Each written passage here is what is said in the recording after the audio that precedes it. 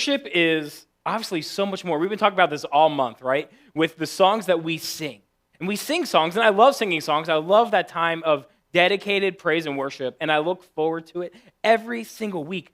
But worship, as we talked about, is so much more than just the songs that we sing. It's more than the words that we say. It's the lives that we live. Before we jump in, I'm going to talk about one of my favorite things to do. And I am looking forward to hopefully doing this summer. I have not been to Cedar Point since I was in 6th grade. If you don't know, I grew up right outside of Philadelphia, so to make it to Cedar Point is quite the trek. So I'm really excited to live close enough now where I can go out to a theme park. I love theme parks. How many guys are theme park, like maybe junkies? That might be the wrong word, but how many guys love going to a good theme park, getting on a nice thrill ride? And there's a ride there that you either love or hate, and it's not a roller coaster. It's the free fall, or the drop tower. You guys know what I'm talking about? That big, tall tower that when you're further back, it doesn't look that big. It doesn't look that intimidating. You say, yep, I'm going to do it this year. I'm going to do it today. And you get a little bit closer, and it just happens to get a little bit taller and taller and taller. And you feel it. You feel something churning inside of you. Maybe it's adrenaline, and maybe you're like, I'm going to go on this. I'm going to do it. I'm going to conquer my fears. Or maybe it's the other side saying, I like my life. I love Jesus. I'm not ready to meet him in person yet, so we're going to hold off. But you see it, and you say, I'm going to get on this. Maybe you're not that person, but you have a friend there with you. I'm assuming you're not in a theme park alone. You're at least there with one other person, and they're nudging you, saying, come on. You can do it. I'll be with you. So you say, okay, sure. I'll go on this death trap with you. And you get in line, and you're just praying that it breaks down. Not in a way that anybody gets hurt, but just praying so that way, oh, darn, I was going to, but I couldn't this year. Maybe next time. The line gets shorter and shorter, and you're getting closer and closer to the front. So then, you're next. You go and, you walk around, and there's that attendant that really doesn't look like they're enjoying their day, and they say, sit here, buckle up, and it's that really big thing that usually goes over your head, and it clicks, and maybe you're the stature where you're like, there's a lot of gap here, I'm going to die. Maybe you're the stature where it's not, I don't know. But you're in there, and you're starting to freak out, because now you're locked in.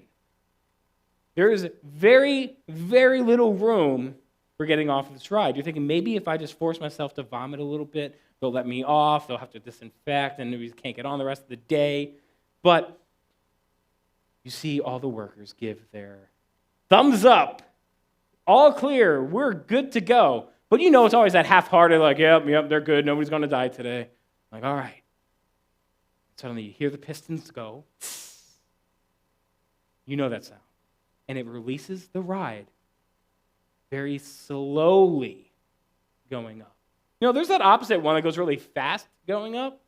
I think I prefer the one that drops than the one that suddenly just launches you in the air. But you're slowly riding. And your mom, or you're somebody that's over there and just sitting watching all the stuff, because you always have that one person to watch all the stuff on the rides, and they're there because they're the stuff person, not the rider. And they're getting smaller and smaller and smaller until suddenly you can't make them out from anybody else. And then you sit there in agony. How many of you guys know what I'm talking about, where you're on the ride and you are up there and it feels like minutes? You're wondering, maybe the ride broke down and now we're stuck up here. And all of a sudden, it drops. You're either screaming out of fear or you're screaming out of laughter, laughing at your friend that's screaming out of fear. And you're going down and you're screaming, falling. You get down. You get a sigh of relief. For a split second. Because then what does it do? It shoots back up. It just bounces like a giant rubber band was at the beginning of it. And you go down and up, but not as high. Down and up, but a little less high again.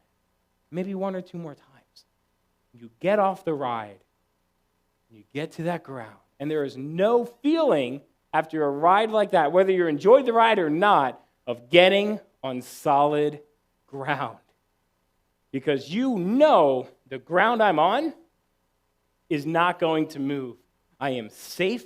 I am at peace. I'm just going to lie down. I don't care that I just lie down and put my head in a piece of gum that was spit out. I'm at peace. I am not going up and down in the air. Thank you, Jesus. Because the Lord heard your prayer. You survived the ride. And you can sit there knowing that you're in peace. But we kind of do this sometimes with our lives, too. In our lives, there's seasons of chaos. There's those seasons and those moments where we feel like we're on a thrill ride, where we see something and we have to keep going. But part of our stomachs maybe are churning. But at the same time, we have faith and we know that God is with us. Because with the ride, we know that it's been safety inspected. We know that we just watched 50 million other people go up and down the ride. I know, statistically, nothing's going to happen to me. This ride is safe. It has been vetted for. Yet I'm still full of fear, and I'm full of trouble and worry. You do that with God. 2 weeks ago, we talked about how God goes before us, and through worship and through praise in our lives of worship, that it can bring our anxieties into rest. Yet we still, even when we let God pass in front of us, as Moses let God do, we fail to sometimes realize that. That even though God is before me, and I know that He has got all things working for His good, I'm still worried about something I cannot control. Does that mean we play dumb and just act like nothing can happen to us? No. But that also doesn't mean that we can't remember that God is in control and God is in front of us. Just like a ride, when we know that that ride has been vetted and been taken care of, and I know that I can get on and off that ride and I can do that safely, I know that every day that I have breath, God has given me another day to worship Him and to walk in His peace because He is going in front of me. See, 2 weeks ago, we were talking about how worship brings our anxieties to rest. Last week, Pastor Randy brought a great word where we were talking about how worship continues to bring unity to us. Even though we have differences, we may have difference of beliefs, political ideologies, any of those things, you can insert something, and I guarantee you somebody else in this room will have a difference. Worship brings rest. It brings unity. And it also brings peace. Peace is different than rest. How many of you guys know you can find rest in a chaotic season or a chaotic moment? You know, I'm always amazed with those who are trained in high-intensity military combat things where they have to fall asleep regardless of their surroundings. They're finding rest when there's no peace. So we've got to differentiate a little bit of that difference, where worship brings that anxieties to rest. It brings unity, but it also brings peace to our lives when sometimes we worry and we walk around. How many of you guys have said, things can't possibly get worse, and then suddenly it gets worse? And just you look up to the sky and you're like, really? We've all done it, right? Like, God, come on, like, I just said it can't get worse, and then it just got worse. And I don't get it. I don't understand. Even when we know God is in control. Because ultimately, there is no better place to be than in the presence of the Lord. And that presence of the Lord brings about peace. You know, I look back at that song that we closed worship with. It's called Here in Your Presence. And the lyrics are, well, let me just say it. It says, found in your hands, fullness of joy, every fear suddenly wiped away. Here in your presence. All of my gains now fade away. Every crown no longer on display. Here in your presence. Heaven is trembling in awe of your wonders. The kings and their kingdoms are standing amazed. Here in your presence, we are undone. Here in your presence, heaven and earth, they become one. Here in your presence, all things are new. here in your presence, everything bows before you. You're wonderful, beautiful, glorious, matchless in every way. It's hard to sing God praises when we're not living in his peace. You ever have a moment where you have to be nice to somebody when you don't feel like being nice? I have. I'm sure every person in this room has. But God is calling us as Christians to bring him praise. I don't want to. Because we always look at praise and say it's always this happy-go-lucky skip and fast worship music. And that time when we come to church on Sundays. But praise is singing of his glory and his honor. Not just singing, but saying and living. Even when maybe I don't feel like it. Because we can show honor in those moments. And just a refresher, worship, the definition we're using is an expression of reverence for God. And reverence means deep respect. When I am showing God respect, I am worshiping him. It's not just Sunday morning. It's the way we live, what we do. And when we take a look at these songs, we look at songs like Here in Your Presence, and we can apply these words. Because as I said before, as a church, I don't want us just to sing songs because they're on the screen and we've got a band of people playing. I want us to sing songs from our heart to make them our prayer. Part of my responsibility and our staff's responsibility, Pastor Jeremiah is watching at home right now, and part of his responsibility, and Tim in the back, and Pastor Dave, who's visiting family this weekend, part of our responsibilities are to make sure that we're looking at the songs that we sing to make sure that we're leading our congregation, leading our community to following Jesus together. And we do it in a way that doesn't lead us astray from his word. To get to that point in our lives, though, where we can say, God, I'm going to sing you praise when I really don't want to, takes a lot. It really takes a lot. That takes growth. That takes time in my spiritual journey to say, God, I recognize that things aren't exactly how I want them to be right now, but I can still sing of your goodness. And if you're struggling in that, this is a great place to start.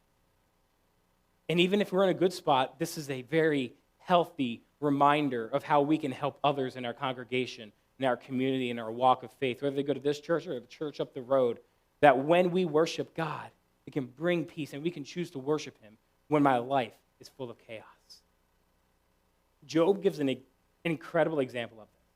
If you're not familiar with the story of Job, it really is worth the read. And maybe it will take you an hour to read the entire thing beginning to end. But I'm going to summarize a little bit of it for you. See, Job had basically a lot. He had a lot of the good things that kind of like you idealize and say, this is what my life should look like. He had a family, he had kids, he had lots of land, he had servants, he had plenty of animals, he was a farmer. He had it going on. He had everything he needed. And through a series of conversations between God and Satan saying, this guy, if you get rid of it, you get rid of all of his things, he will surely curse you. We see Job lose everything. He lost his wife. He lost his kids. He lost his servants. He lost his house. He lost everything. Maybe you can relate. You know, I'm still learning many of your stories, but I know that there are parts of that do relate. To lose everything, and I mean everything, and to follow Jesus after and through it all, speaks highly of our character, speaks highly of our growth, of our desire. So Job had some friends that basically were saying to him, you know, your life basically should just go in a garbage can and just go curse out God. Imagine having 3 friends telling you your life is so bad, just go and just say, forget you, God. Those are great friends, aren't they? Like, they're not helping at all. But see, here's the thing. These friends believed in God. They're like, man, you know, God's got it out for you. It's just one thing after another. You just lost everything. Just curse God out and just go be on your way. Job said, no, I'm not going to do that. But even when there was disagreement, Job and his friends found unity in worship. And you won't see it in the way that we talk about worship and praying and singing, but you see it in the way that they talk about God. So if you have your Bibles, you want to open up to Job chapter 26, starting with verse 5 and going through verse 14. We will have it up here on the screen. I'm reading out of the CSB, that's a Christian Standard Bible. And this is Job's response to his friend Bildad. His name's Bildad. And after they were disagreeing, they started to agree. And here's where they agree. And it says, the departed spirits tremble beneath the waters, and all that inhabit them.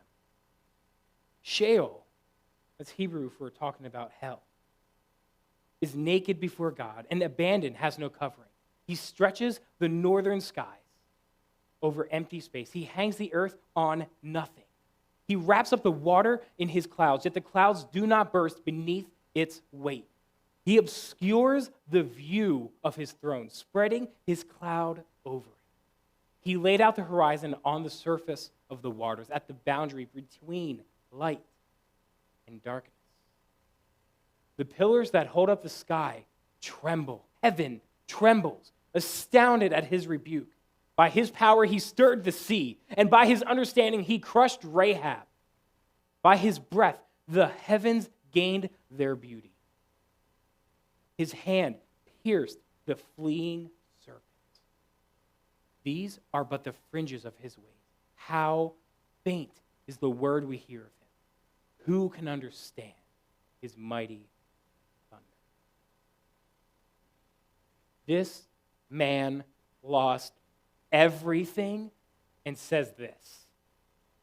How many guys would struggle with that? I would. I absolutely would. And to say, I love how this ends. The verse 14 says, these are but the fringes of his ways. How faint is the word we hear of him. Who can understand his mighty thunder? To draw back to an illustration I made a couple weeks ago. See, sometimes we try to confine everything we know about God to a box that's this big. And when we can't understand it, then it must not be true and it must not be God. But the truth is that this room is everything there is to understand about God. It is all of his identity. But we can never, in wholeness, in our humanity, understand who God is. Yet we restrict God to what I can understand. Job knew that he could not understand all of God. And when we come to terms with that, when we worship and understand that I can't understand God, that's a big thing to understand. It changes the way we perceive him. It changes the way we love him because he sees things that we never see. It's kind of like that situation where you're wondering, how is this going to play out? Things seem to be getting worse and worse and worse. Yet you look back at that situation years later and say, man, God protected me in that season. God watched over me in that season. And I didn't even realize it. Like, shame on me for cursing out God when he was really protecting me, when he was really watching over me. How easy is it for us as Christians to say, shame on you, God, what are you doing? I don't understand. You must hate me. Just take me now. Meanwhile, he's saying, I'm doing this because I love you. How many times am I ignorant to the blessings he has in my life? May we be more like Job, that even in my ignorance, even in my lack of understanding, that I can still go and say these things of God. Because Job was showing us one incredible thing. He was showing us that our worship is a sign of respect. Worship is a sign of respect. You don't go to your friend and sing them songs like we sing to God, do you? I'm hoping not. If you do, we'll talk later. But the thing is, our worship truly is a sign of respect. Just like last week we talked about with the unity, we can respect those that we have different views of and from and differ. We can show respect. and disagree. But when we worship God, our worship is a sign of respect. So look at it this way from the scripture, where it talks about the earth. It's only placed where God could place it. Think about it. Now we start to understand gravity and how things work with the sun and orbits. But God perfectly placed earth where he placed it. Yet sometimes I forget that he has my life in control, that he has my life in his hands. I don't even have the power to let my phone stay right here. Because if I let go, what's going to happen? It's going to fall. I'm not going to find out if the screen's going to break. You were waiting. You were going to see if I was going to drop it. I'm not doing that. But here's the thing. I don't even have the power to make something float in the middle of the air, yet God could perfectly place the sun and the moon and the earth and the stars in perfect alignment that they could stay exactly where he wanted them to be and place them to be, yet I forget to surrender my life wholly to him because I let worry take over. Yet when we can learn that I can't fully understand God, that I can respect him in his presence, that I can show him worship through my respect. 2 weeks ago, we talked about how God obscures his throne. We cannot see God's face. We cannot see his glory. I yearn for the day where we can be holy in his presence. But for now, we have to endure what we can. And I'm not saying endure in a bad way, but I'm saying endure in an anxious way. I'm saying, God, I want to experience your wholeness. But for now, I will bask in your presence that you have given, that you have filled in this room, in this place, that I have the authority to walk in as a follower of you. The pillars that hold up the sky, heaven, it trembles, astounded, amazed with fear, with reverence to God. Heaven trembles at his name. So does hell. Because of respect, reverence for God. Worship is so much more than those words that we sing. And even those who are in eternal damnation have that reverence and worship God. They won't have eternity. They won't have that peace. But even those who, when we part from this life, the Bible's clear about this, they will know who God is then. I don't know about you, but if that's not motivation for me to see the people here in our community first learn who Christ is, I'd rather them be introduced to Christ out here in this life than in the next life when they will never get to wholly know him the way we can. Proverbs 21:16 says, the person who strays from the way of prudence will come to rest in the assembly of the departed spirits. Here, it talks about trembling. There's different words in this scripture. How many of you guys know that the translations we read out of in the Bible, there's different versions because there are different people that have translated. So part of something that I did in preparing to be a pastor is I studied Hebrew. Because it's important to look at the original text. Look at exactly what's happening in the Bible. And here, there is a word that's called, the Hebrew word is pronounced hul. And it means to tremble in respect. When we look at Job, when it's talking about heaven trembling, the pillars that hold up the sky trembling, it's using this powerful word, hul, to tremble out of fear of respect. Because we often hear the word fear and just think, I'm afraid, right? But it's different. Because why do we tremble? Has anybody in this room ever trembled to the point where it's involuntary, right? You're standing there and you're shaking. Trembling is not something you can do by choice. I can't stand here and say, I'm trembling. Not unless it's involuntary. It can happen when we're cold. You kind of don't call it shivering, though. We call it shivering, not trembling. But it's involuntary. You can't just suddenly stop shivering, right? It's the same thing when we tremble. But see, trembling is a lot more. It's not just the fear of being afraid. The emotions behind us that shape us can also cause us to have a moment of trembling. We can tremble before God out of respect, of deep reverence and worship. And it's that same type of trembling that you might experience when you're meeting somebody brand new that you've never met. Or think about it this way. What if, think of your favorite president. You don't have to say their name out loud. It doesn't have to be one that's currently alive.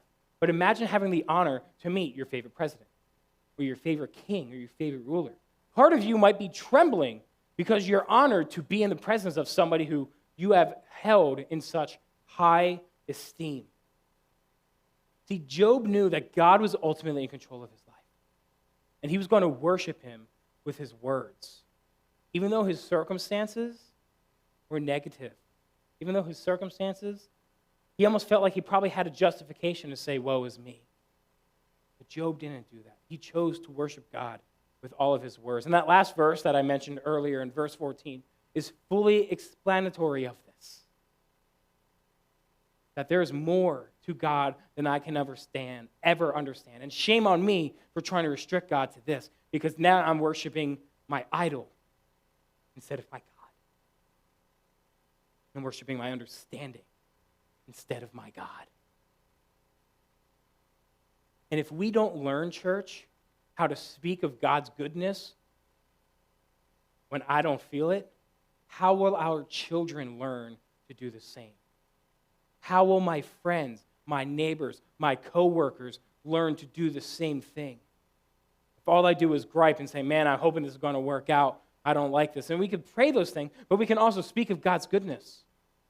Because how many know others will follow what we set an example of? Because when we lead somebody to Christ, it's the same type of relationship as a parent to a child. You know, children repeat what they see at home, what they hear at home. But when we walk in as Christians who have walked, no matter how long we followed Christ, we can be a spiritual parent to somebody. And the model that we set will be emulated. What type of spiritual parent do we want to be? To that person that one day walks into this room and gives their life to Christ, on how they can come to know him in his wholeness. It's not just that our worship is a sign of respect. Our respect is an act of worship. And I love when things like this come full circle. Our respect is an act of worship. In Philippians chapter 2, verses 9 through 11, it kind of follows the chorus of the song. It says, for this reason, God highly exalted him and gave him the name that is above every name, so that at the name of Jesus, every knee will bow in heaven and on earth and under the earth, and every tongue will confess that Jesus Christ is Lord, to the glory of God the Father. In other words, we humble ourselves to bow, to raise the position of the one who is worthy, the name above every name. This is why worship is not just one way, but it's the way we live. This is why we go to worship services and we see people kneeling, we see people jumping, we see people in all different acts of worship. Because worship is not bound to one way, it's not bound in one style, one location. Worship is a sign of respect, but our respect is an act of worship. Who else do we show this type of respect to? Hopefully no one.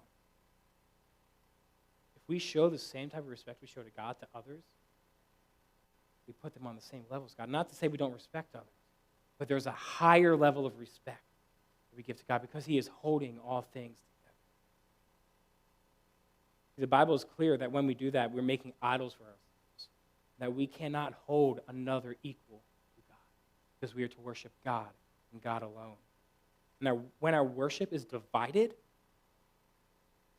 we do the opposite. When we put our faith in more than just God, our worship is divided. Our respect for God is an act of worship. I'll put it this way. Have you ever called maybe a teacher, mom or dad? You're at school, you call somebody who's not your mom or dad, just on accident. And it's just a slip of the tongue, and you call them something different. And you're like, You make the face, and your teacher just looks at you and smiles because it's not the first time it's happened to them. But to you, you were embarrassed beyond belief. I know I've done it where, like, I accidentally called my teacher mom because it happens when you see this person every day after day. You don't mean it, but just involuntarily just say, Mom, and you're embarrassed. But part of you knows, like, wait, this person's not my mom. Because the person you call mom or dad, that name carries a weight to it, does it not? The name of mom carries a weight, significance, of importance, of respect. And part of you internally, whether you realize it or not, actually feels violated when you call somebody else mom or dad. Because that person, they're not on the same level as my mom or my dad. But it's the same thing when we call upon other things, other situations, other moments, and we call upon them like they're God, saying, you can take care of this, you can do this, you can control this moment that is uncontrollable. We do the same thing.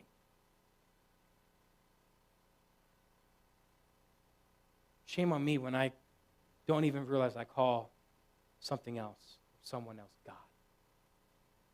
Because nobody else will ever be on the same level. And that's what I mean by I have respect for God, is an act of worship. And it's simple. It's because worship is meant for one. It is meant for one. See, we get to be that bridge of that song. We talk about glorious, wonderful, beautiful, matchless in every way. This song is so powerful. Because I don't think there's a song that really exclaims who God is like this. And I could sing that part of that song over and over and over again because it sings of the wonders of God and the love that we have for him. See, Exodus 15:11. It's a song of Moses and of Israel. It's the really cool chapter. Before I read it, this is actually, to date, the oldest known poem to have been written that we have access to. So for any other reason, go and check this out. This is the oldest known poem that we have. And not just as Christians, I'm talking in general. Whether you believe the Bible or not, you look at the dates, this is the oldest known poem. It says, Lord, who is like you among the gods? Who is like you, glorious in holiness, revered with praises, and performing wonders? This is a song of thanksgiving. Now, if you're familiar with what the Israelites had to go through, what Moses had to go through, then you understand the significance of a song of thanksgiving. Because these guys were enslaved for years, 400 years, and they could still find a way to be thankful to God. See, what are the things that are in our lives that we try to replace God with without even realizing? How often do we stop and sit back and say, what am I putting on that same level as God?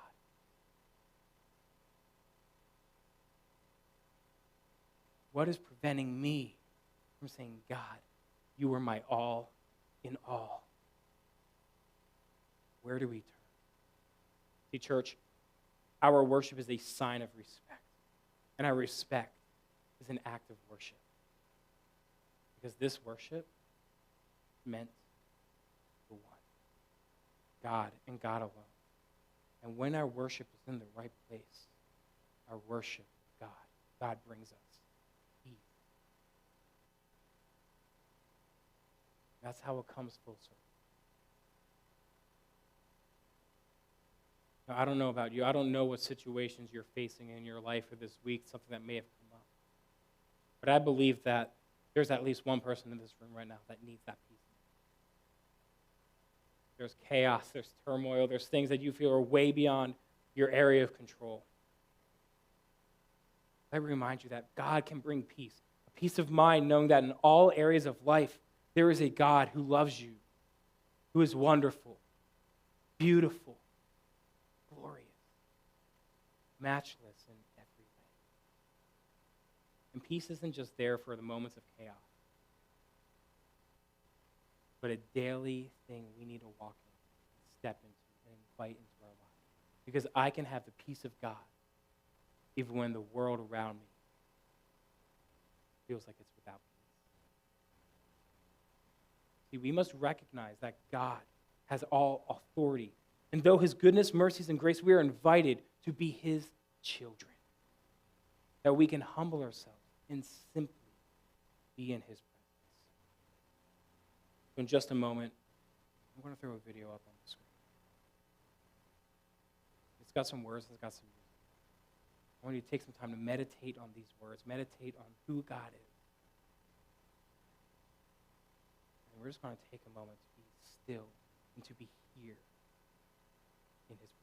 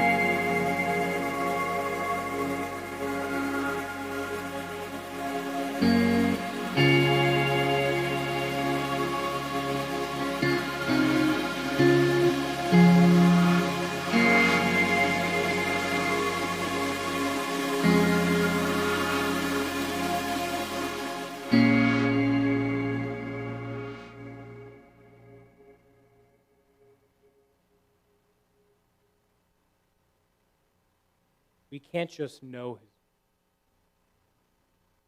We must know him. Him who brings peace, glory, love. Because here, God, in his presence, peace is known. Rest is known. Unity is known. He is known. And as children of God, we get to walk in those things. We get to claim those things. But sometimes we feel like we only see those things when we're here as a church, as a family, as a congregation. But we have the authority to walk in peace, with rest, and in unity in a world full of disunity. In the peace in a world full of chaos. I'm going to close today's service out differently than we have the last weeks. And I want to pray a prayer of blessing over each person in this room. I want to pray a prayer of blessing for each one of you. That for those who are struggling with anxieties, rest can be found. Those that are struggling with disunity, whether it's in your house, work, wherever it may be, that unity may be found. And that peace may walk with you through the power of Christ. So Heavenly Father, I just thank you for each person in this room, each family that is represented, and those that could not be here this morning, that you continue to lay your hand upon them, that wherever they go, and those that are watching online, that in this very moment, rest, unity, and peace be bestowed upon each one of us. That each person from here may go and walk in your favor and with the authority that comes through you, that can come only through knowing who you are in each moment of our lives. Allow each person to walk out confidently in knowing who you are. That in the situations that we may face this week, that we know that through you we can find rest, we can find unity, and that we can walk in peace confidently. That our respect and praise of you in those moments of chaos, in those moments of joy, can equally be an act of worship.